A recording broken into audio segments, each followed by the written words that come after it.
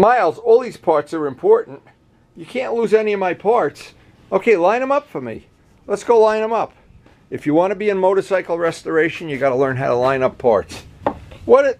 Oh my goodness. Oh.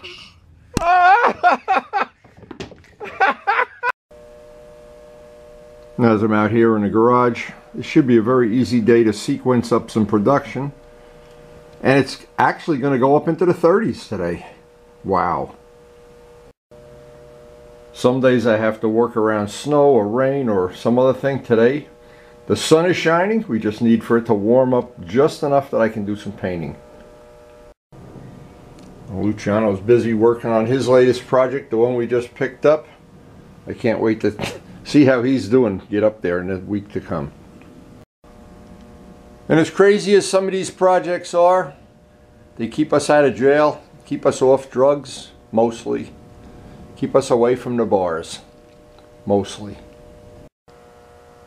And as has happened so many times in the past, you spend the whole winter working on a motorcycle, and in the spring, you get to ride it. And then you get to have it for the rest of your life. Kind of a good investment. And this summer for sure we're going to have some fun when Luciano's got his little Kenny Roberts paint job with the ladders. I have mine. Mark Morgan has his 2 strokes. We're gonna have a hell of a summer, I hope. And Glenn has confirmed this weekend it's going to be Ninja Weekend. He was sick last week, but he's better now. So when I get up early with the chickens and I want to get all my work done in the garage, which is this time of year involves flipping the battery chargers, making sure a mouse didn't eat any of the motorcycles. It's time to get in the house and have coffee. I guess this icicle here says it all. See, when you live in a warm weather climate, you don't know what you're missing. And I wonder if coffee actually tastes different in a warm weather climate. Once you get in from the tundra, there is nothing better than that coffee. Brew away. And my eagles just, they are just good company every morning. I really enjoy feeding the birds. Even in the summer we feed them. Now, the real feel in Rutherford right now is 16. It's actually 21. Be no problem painting in that, that's for sure. It's as warm as toast out there. They're coming down the shop. Takes me a little while to get motivated in the morning. Takes a lot of coffee. Anyway, the parts have been drying up under a heating vent. These are actually going to be ready for the clear today. We'll let it warm up a little bit out there. And of course, we're not going to do these shocks until it warms up out there, but I do enjoy seeing them. And I always have to look around at the parts that are ready to put back on a bike when we do the assembly day. And we're certainly not going to do that when it's cold out there. That's absolutely for sure. But every one of these parts is ready to put back on a motorcycle, and I'm real happy about that, of course. Now, last night Miles was here, and he rearranged my whole table.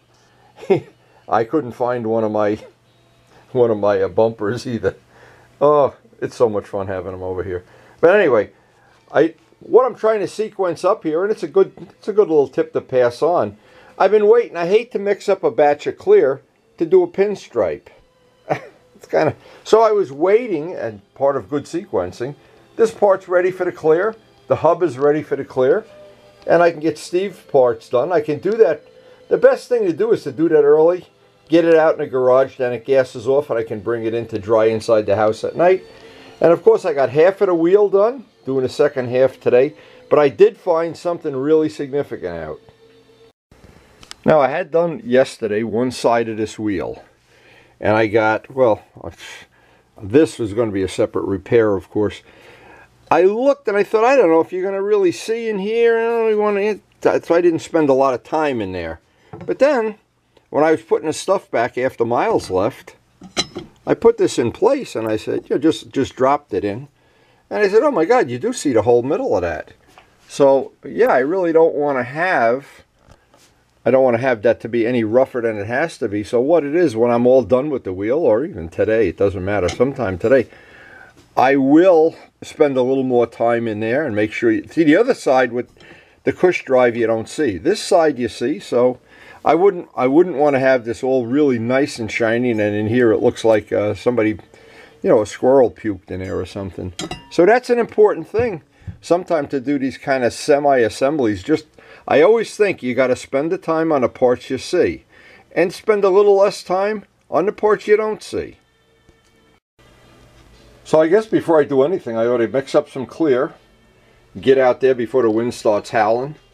And when I look at all of these parts, I'm telling you, in the morning when I get up, anybody that doesn't know the joy of old age, it takes a little while to get motivated and feed the birds and make coffee and go out and flip battery charges and everything.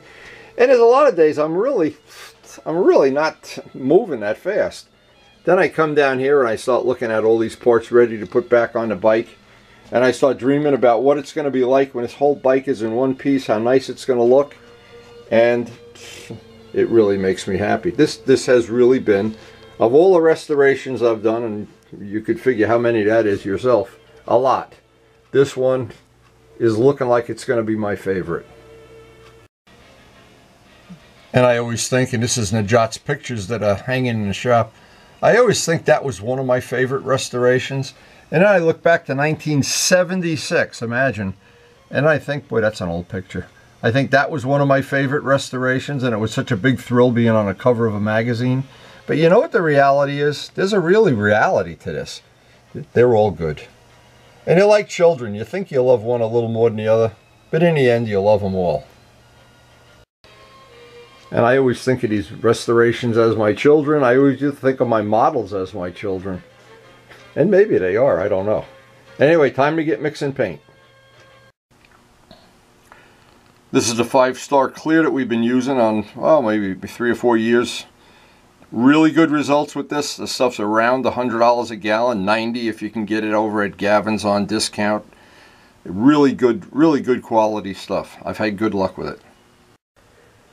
And if you look on the wall of shame here, you'll see I have one gun FZR clear. We know that one isn't going to work. There's another clear gun up here. But the guns, so inexpensive. I would always suggest somebody, if you're going to do this, and I try to keep one gun for each color, and one always with black, one always with white, and of course a gun that never has any paint in it but clear, a clear gun. Very important. We mixed up enough clear to do these parts. Steve is on his way over here with some more hardener. We're at the end of the hardener here.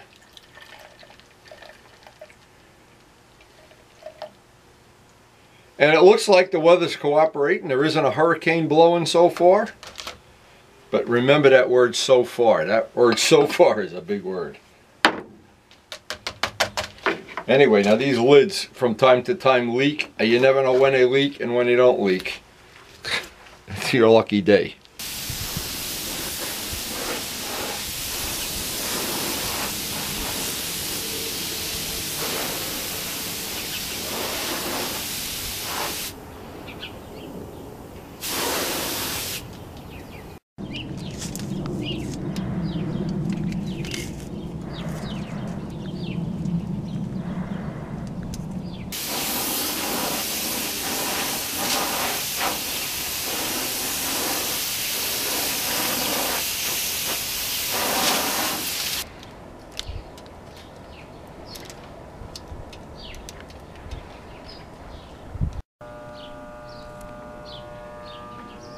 No, that went fine, even though it's really cold out here.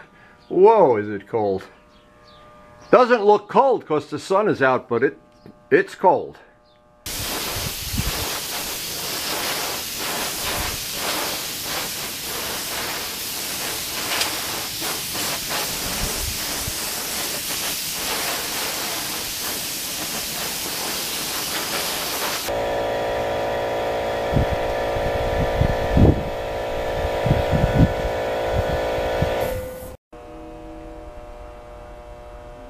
The clear is actually just looking like it's going to dry up great today. Here in the laundromat.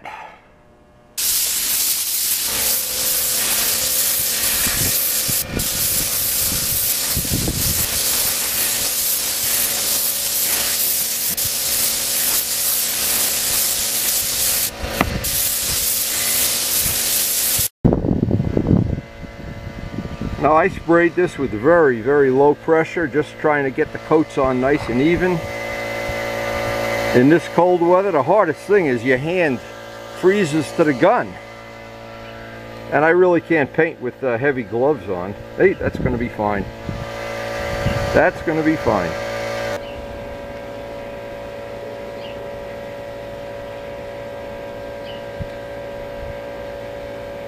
Boy, it will be good to get out of the tundra today. But the stuff is all drying up. And we can say goodbye to the tundra and say hello to the coffee pot. So as I'm trying to warm up, phone rings. It's Mark Morgan. He wants to come over and we try to make an arrangement of things. And he had some information for me that there's a GS available. And we don't know if it really is something appropriate for us. But Luciano offered to do the legwork, figure out if it's something we could use, because I can use the GS tank on the RD project, and I can use the engine if it's a run-usable, rebuildable engine on my other GS. See, I can divide the bike up and use it. I don't need a title, but that's just something that may or may not be coming. It'll make next year's, what I'm excited about, next year's RD project. That'll be part of the parts we need. Now what I thought is, again, it was my fault that you were not going to see this really a lot. So now that I know I am, of course, before I flip the wheel and do the other side, I spent the whole day doing one side of this wheel, so I'm not going to try to rush it. But I got a small wire brush, and I'm going to see how much I can get out of this. I have two choices, and I have nail files too, but let me just see if this is going to clean it up at all.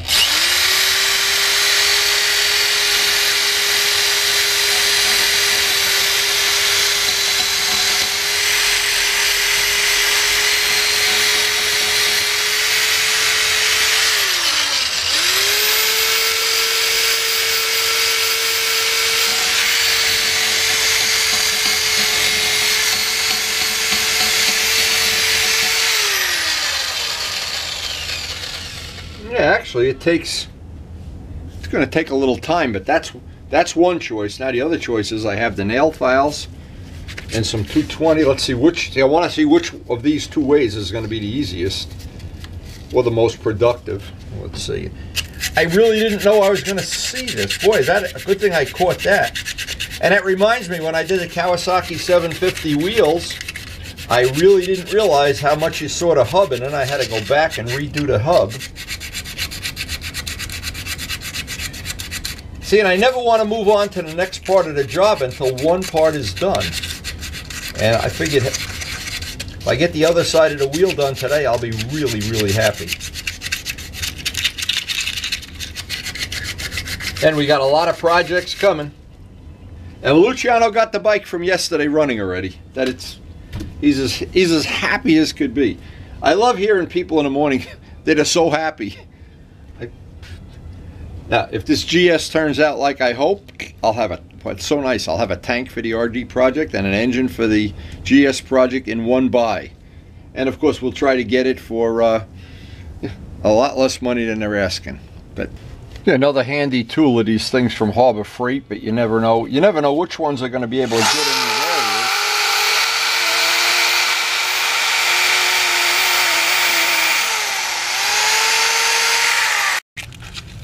You basically can see how, just like doing any of this work, we want to try to get it clean. I don't want to see any of the casting marks. I can help.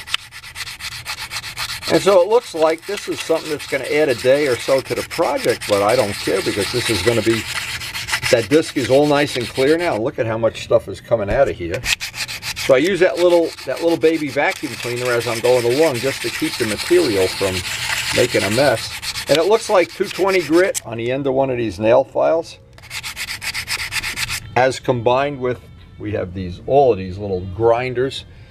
Whatever combination it takes, I may spend more time than I think doing this, because I never want to skip a step. That's like one of the golden rules of don't do that. Yeah, that's gonna clean up real nice.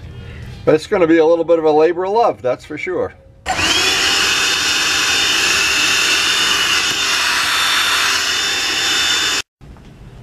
So Turbo Steve stopped by. He's going to show me how to do some stuff on the computer that I don't know how to do. One of them is to find free motorcycles. He's been good at doing it, but I'm not. Where'd you see that Firefox? I don't know. You listen. No, you were here and we saw Firefox. Maybe will. What are you talking about? I had to use a torch to get all that stuff. I mean, it was like almost. It's JB Weld. Like, yeah. Okay. So what's the issue? Well, the issue is I want to get it clean. Okay. So sand it with 2000. Oh no. And then we'll run it on a buffet wheel. I'll start with 4 and I'll work up to 2000. That's probably the best way. Okay, well, whatever. Make it flat. The material's thick. You don't have to worry about that. Do it with a block. That's the best way. And then we'll buff it. Right. You could do it right now if you want while I'm working on a wheel. I don't know how tough you are. You come over here dressed with clean clothes. Not clean clothes in this shop. Don't go hand in hand. This is not Armani's suit black. No, if you do this with a block, let's see, there's a rivet. No, that's not even a rivet. Well, there was a rivet there. Okay. This is the one I think that said Kirker. You must have taken the Kirker off and put that Ferrari. I don't know. Yeah. I don't remember. I don't have a memory for what I had for breakfast. Yeah. But you could put another decal on top of this. You want to put a... No, I'm going to leave it. I'm going to put a decal on it for it looks nice. Okay, the best thing would be just... Plus it gets hot. Won't the heat take the decal off? Not a decal. Now look, Steve, let's be fair about this. You could go... That'd fit right on there. You could go with Ferrari. We got a couple of Ferrari. John Pothia laid all this out. We got some R1 stickers. We got, what is this? Wow, here you go. Look, you don't even have to put a curve in it. Look at that, beautiful. You could be famous. Now you could make, the really cool thing would be make your own decal up. Heuim. H-E-U-I-M. Yeah. Heuim. We'll put it upside down. Nobody will know. These guys that ride with us are illiterate anyway. When I drive by, they say, Heuim. Heuim. No, so why don't you make a thing like a Ferrari thing. Who made But this? make it say Turbo Steve Restorations or something. John Pothia laid that out. There's a sign shop. A sign shop makes this up. They'll make it for $10. They make a sheet of them for $10. I have one made this big, and the guy charged me like $70. Oh, get the hell out. I'll give you the name of the place. It's right local here. See, I had all these made at one time. These R1 stickers for the brake calipers. Look at that. John laid these out too. We got a lot of junk here, you know it? I was just hoping I had something. Ferrari stickers, we got those. Curvy Girl, my favorite. Hey, if you scratch your bike, you just put Curvy Girl on. Curvy Girl. I don't have any other ones here. I thought I had. Anyway, you never know what you can find. But if you just want to leave it blank, you know you know how to do that. For now. Yeah. But give me some 400. Okay. And then so Steve found a lot of good stuff on eBay, but not the bike we're looking for. Oh. What's that one? How much is that one? $2,200. Who would pay $2,200 for a motorcycle? You're gonna buy one for $5 and put $3,000. $5 is that's the asking price. It's $22, and you don't have to do anything to it. I want to do stuff to it. You don't have to. I want them to deliver it to my door, and I want a bargain price. And it's got a matching helmet. Who's worse, this guy or me? A matching helmet. I got 14 helmets out in the garage. For sale or trade. A trade. Trade him your RD. Well, I was going to trade him your bike. Trade him that Ferrari muffler. What are you looking for? An engine for a GS? Just an engine, yeah. Just the engine. So, but it's got to be for that year and that model. I don't want to start improvising. They're all the same. Yeah, they're all the same. Not the one with the shaft drive is totally different. Okay, well, the shaft. There's two models. Yeah. Shaft and a chain. Anyway. So let's see. You're going to go 400, 600, 2,000, 2,500. Then we're going to, and notice he wears clean clothes. You're really not allowed in the shop with clean clothes on. Let's see what you do there. Oh yeah, that's a nice piece of aluminum. That'll buff out nice. Looking good. Looking good, baby. Wow. Looking good in the neighborhood. I can't wait to see your clothes get dirty. We got to get you some windy clothes. This is like a 20-year-old jacket. You probably don't see how much work I've done on this wheel, but Steve is my witness that I've been a slave to this. I really want this hub to be right now. I'm wearing out Dremel tools and everything, but I really want, of course the last little bit you always have to do by hand. That's going to be fine. And I'm sure Steve will see it. The minute we go take the bike to the market, he's going to say, look at the back hub on Wendy's bike. It's all rough in there. I think it looks fine now. No, it doesn't. Yeah, Stop being a baby. It's that, who's that cafe racer build a No. You guys ride those bikes with flat black. I don't do that. That looks good. What are you up to? 600, 1,000? Up to 1,000. But now I got to skip. I got to go a big step up to 2,500. Okay, see, this is what Scott should be doing. This, except his is chrome. It's not going to work.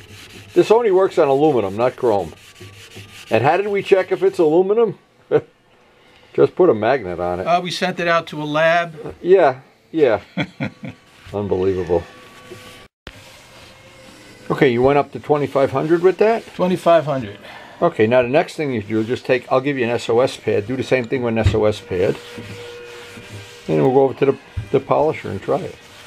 You'll know right away. Yeah, believe me, if you miss a spot, you'll see. That's about 1/8 of an inch gouge. Yeah, put a clamp on that. Put the clamp over that. That stays. Make sure you put that rubber in between the clamp. I'm gonna put the paint by Wendy decal. Yeah.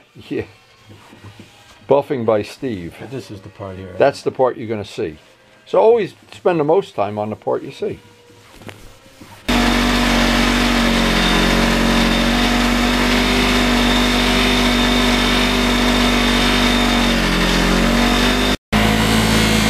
Steve is practicing his buffing skills. Yeah. When the wheel slows down, you press it too hard. And the only thing is here, if you have a long part, you want to turn it over. You don't want to be by this before you take that wheel off. Let's see how that's coming, baby. Oh man, I'm out of business. You're going to put me out of business. Morgan will never come here for all his polishing needs. Now, if we could only teach Luciano to polish.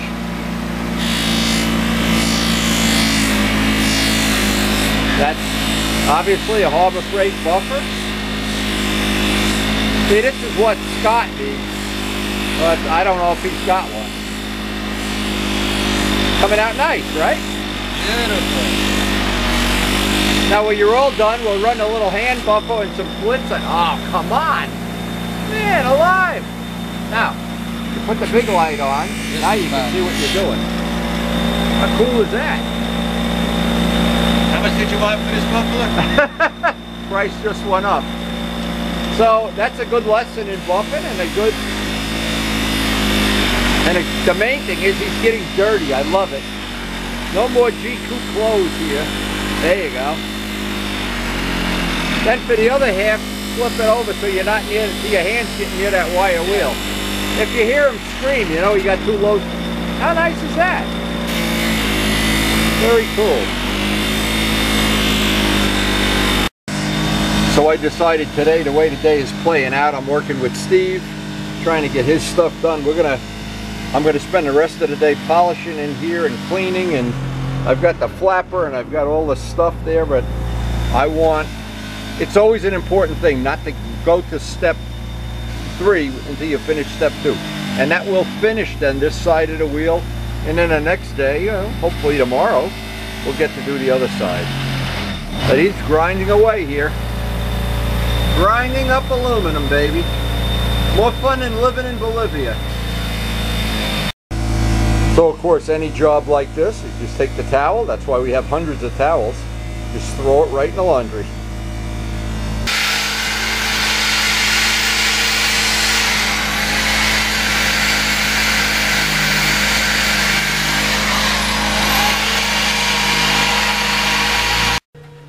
Wow, I'm out of business. Nobody's going to come to me with that checkbook anymore. They know you know how to polish. With their empty checkbooks? All right, now I'll show you how to get the nice final shine on that. You'll be impressed. Now we found that this works great on paint. It also works great on putting a final polish on aluminum. Or on anything, really. Yeah, you need a lot of polish, believe me. You need the wire brush. Of course. The sandblast cabinet with rough grit. Yeah, that's come out nice, right? All right. The nice thing about any of these projects, most of the projects we do, It's a labor of love, but there's not a lot of money changing hands here. Although I think nobody's going to come to me for... Now you can go to Steve for all your polishing needs. He's open 24/7. Let me post your home phone number on the internet here. Call Steve, fix your computer, buff your bike. Do you do cars too? My van's getting a little dirty from all the snow. Actually, I did my van already. If you wash and wax your car, you're looking for trouble. Yeah, the value goes down when you wash and wax it. Yeah, that's working great. Rub a little spot of that so we can see how it looks. And of course, put it on a clean towel. Don't put it on a piece. You got to hit it twice. This one's had some good wear. You know, when I have a tool, it wears. It's like a taxi cab. It doesn't wear out like the warranty. It wear it out in a week. How's that look? Wow. Boy, did that come out nice. No more Ferrari decal for you, baby. Wow, you could make a little decal. Polishing by Steve. You hang these up like a Christmas tree, yeah. Chrome salami in a... Yeah, chrome Italian salami, deli, yeah. Luciano's Deli. I don't want to touch it yet. Let the tape sit on it. But put it this way in your car. Grab this one too. Don't touch it. It's probably because it's cold out here. It's not really dry yet. But our part is oh baby. What a day. That wheel is going to look just like that when I'm done with it. Trust me. So this was quite a good day. Turbo Steve got his stuff before he left for California anyway. And we don't know about the GS that's available, but then we're always chasing something. In the end, after all the machining on this and all the different tools I use, in the end, a lot of it's got to be done by hand, and I'll have about another hour here of hand sanding this side. Because in the end, nothing really beats just getting all the little rough edges off by hand. We did this whole thing with 220, and in the end, I'd like to have that in any spot I see that isn't really got that little tooth for the paint. But all that aside, Luciano's got his project going. Hope you enjoyed that little pickup from Ken, the guy that he bought it from. Guy was very, very nice. Very accommodating, helping us load it. If you don't see it on that video, we loaded and unloaded that thing on solid ice. Boy, that was risky. And we had no front brake. We took the calipers off. But that's the adventure. If you don't enjoy the adventure of restoration, I think Steve had a good time today with the polishing. I mean, I hope he doesn't put me out of business. Oh. Anyway, and we're anticipating seeing Mark soon. Glenn's coming down with the Ninja. These 18 days like today. Today really was like a little baby 18 day. The A-Team has been such a fun thing. It's unbelievable. So it's been a really productive day. We end the day the same way we started. Looking at our project, how it's coming along. And it won't be long now and we'll be putting this puppy together. As soon as Miles gets here, you can say goodbye to our table. It becomes a Lego table. Now, the A-Team really has been a special part of my life. I hope the other people that have been members, honorary members, and dues-paying members. What are the dues? I don't know. You got to work on your bike. That's the dues. Anyway, and I hope from that video today that Steve is inspired to do more polishing. I don't know why. No reason. That's for sure. But this part, when I get done with that wheel, see, every day I kind of get myself mad. That wheel, I want to match this, and I'm so glad I ducked the bullet by looking at that part with the disc on. The only reason I did, because the baby was here last night, and he had stuff all on. I said, oh my God, that's going to be a problem. Let me check it. It was lucky for me. Anyway, but it's that magic time of day that I look back at the day and I say, wow, it was good to be alive today. A great day. Hope Steve enjoyed it too. Hope you enjoyed the video. Thanks for watching.